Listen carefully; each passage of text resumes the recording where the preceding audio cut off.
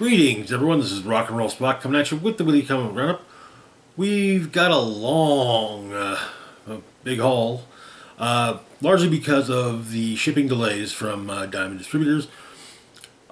So much of a lot of the videos in this weekend's roundup are going to be comprised of books from that shipped late last week, and then I purchased early this past week, and books that shipped this week.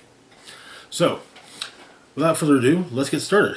Kicking things off, we've got X-Men number 8, the first chapter of Raid on Greymalkin, a crossover between X-Men and Uncanny X-Men. After the fall of Krakoa, Xavier School was turned into a prison for mutants, Greymalkin Prison, and it's run largely by the Office of National Emergency (ONE). And going further back, during the Krakoan era, Beast pretty much destroyed a country, Terra Verde, and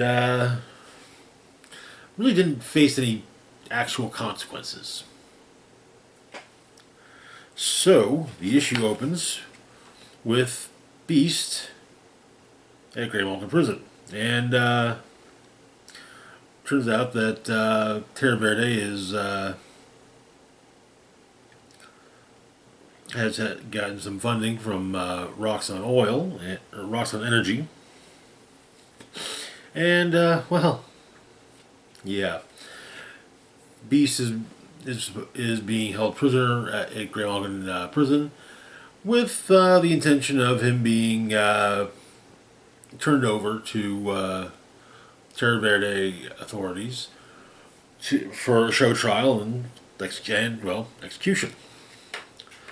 To say the least, Cyclops is pissed about this.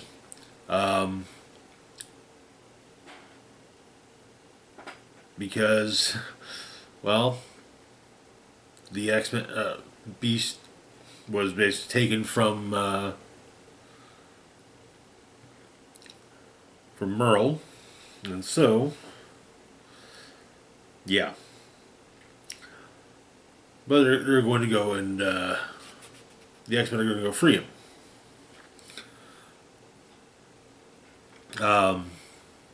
In the mess hall, he runs into a familiar face. Sort of. Well, it's someone who is for whom Beast is a familiar face, but because of Beast's resurrection with his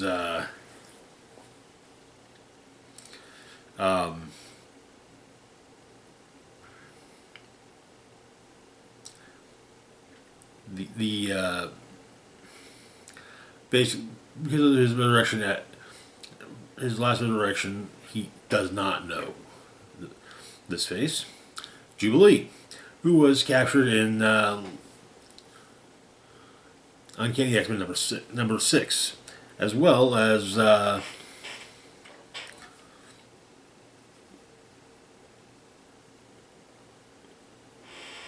Calico of the Outliers. And it turns out that Calico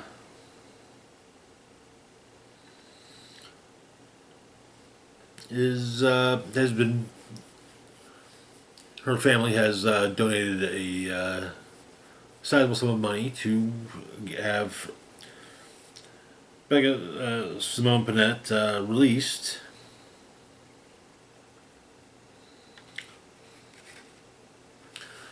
However, she stands firm. She's a mutant. And, well, she is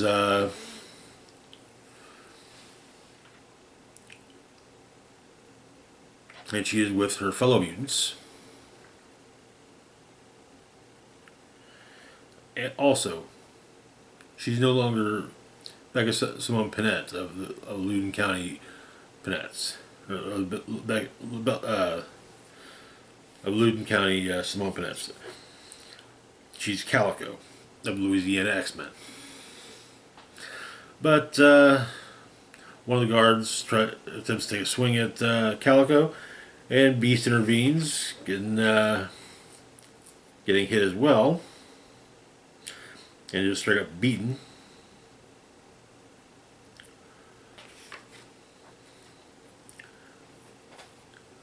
As this is going on, the Marauder does a flyby of the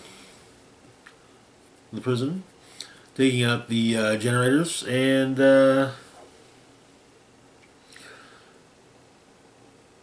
Scott sets parameters, especially murder parameters. Hurt and punish, not, but don't kill. Magic states that he used to be fun, and well, Cyclops says that he was never fun. But the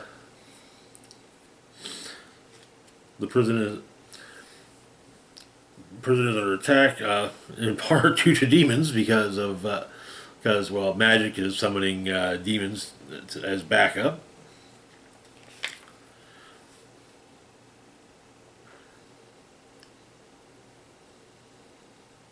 And well, Juggernaut's in place for an attack run on the school.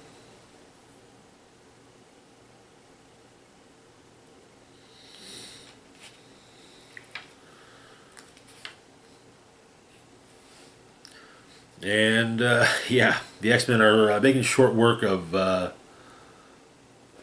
everyone. However, Warden Ellis has the trustees deployed, namely Blob, who can't be really isn't affected by Cyclops' eye beams.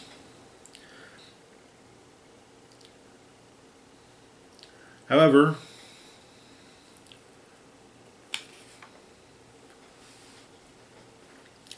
the Louisiana X-Men show up. Rogue making an entrance as basically draining Blob. And that is where part 1 ends. And thankfully, we don't have to wait too long. We won't have to wait too long for part 2, because our next book is Uncanny X-Men number 7, which is part 2 of Radon Greymalkin. So I'm going to just go back to the first few minutes. The issue opens, though, an hour before, 1 hour ago. Cyclops and Rogue are talking on the phone. Cyclops is trying to get Rogue to stand down, but she's like, yeah, no. They took Jubilee, they took Calico. You know this won't stand. Gambit uses the second eye of Agamotto to get the X-Men to, and it's not just Nightcrawler, Rogue, Gambit, and Wolverine, but also the Outliers, Jitter, Ransom, and Deathstream, because Calico's in the prison. But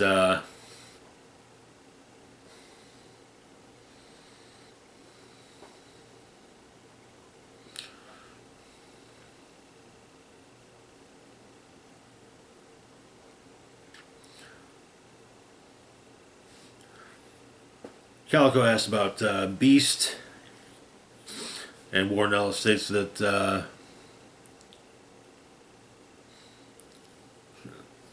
Calico's family is paying a great deal for them to set her free, and well, Ellis suggests that Calico doesn't make herself more trouble than her market value.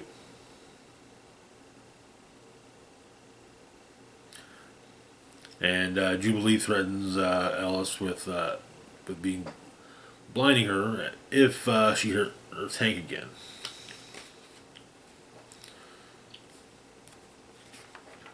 But the X-Men, the Alaska X-Men, so Calico is released.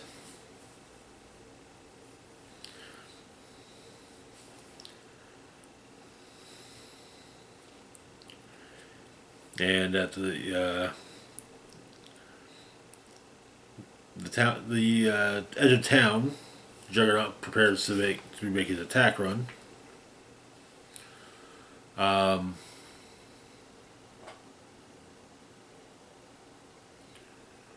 But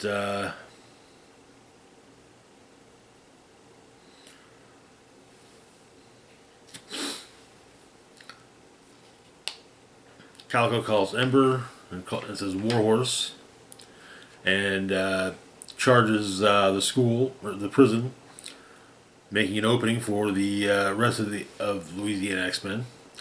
Apparently, Jubilee hit a commissary fork in her sleeve during all the confusion, and works on and manages to deactivate her power dampener. Around the same time that Blob is attacking Cyclops. And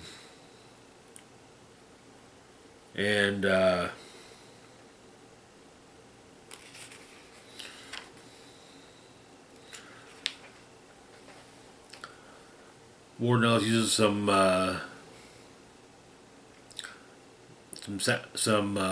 sound to basically make the two X-Men more combative against one another.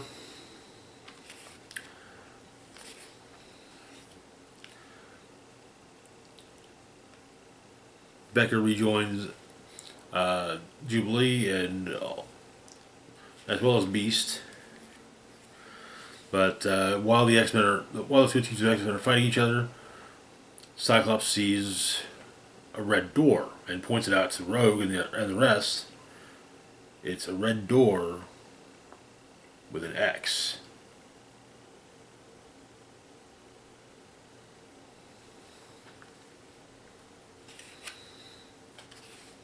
And just as Juggernaut's about to smash into the door, the Trustees and the Wolfpack are deployed, with Siren joining Blob, and it looks like also Sarah. The Wolfpack being, well, more basically Sentinels that are shaped like, well, wolves. And that is where the issue ends. So far, Great on Grey Malkin is turning out pretty well. Moving on, though, to our last book for the moment, we've got X Factor number 5. Things have been kind of rough for X Factor. There's apparently a traitor on the team as well. Also, Pyro had to give up his bitchin' face tattoo, which actually is kind of shitty. So, X-Term is preparing an attack. On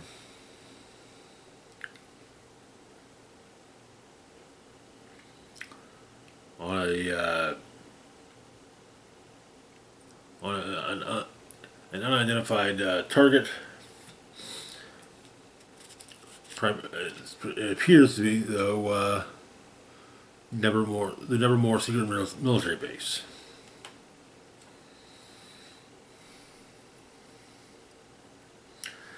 And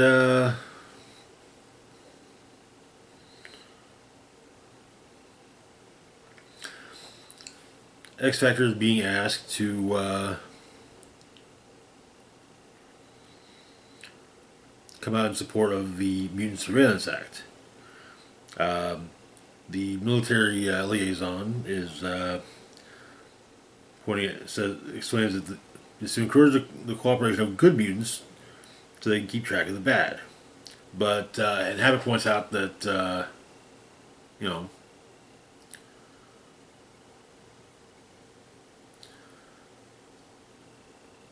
that yeah, that's not going to work.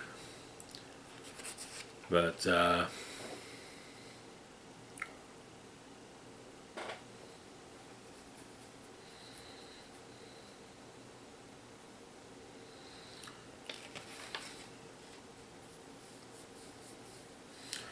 and none of the team are down with the Mutant Surveillance Act.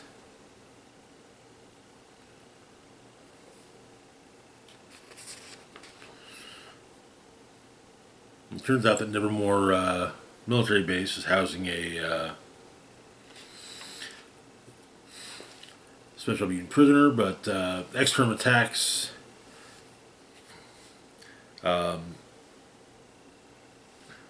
manages to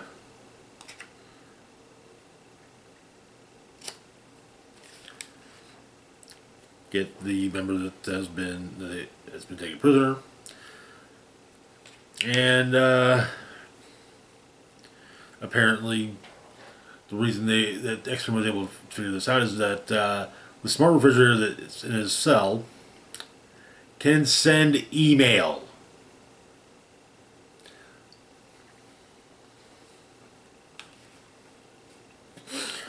Also, it would seem that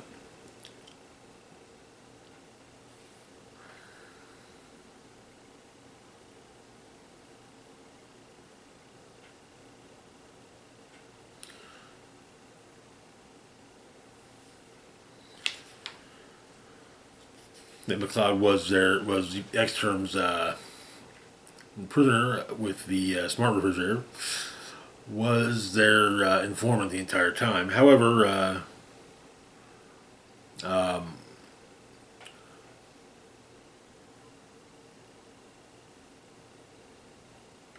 Frenzy was also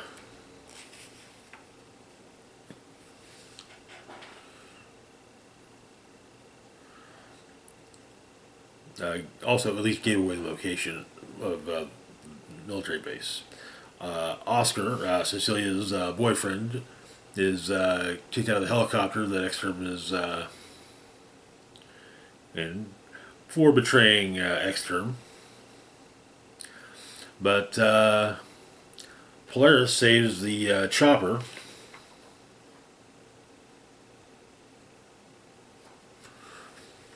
And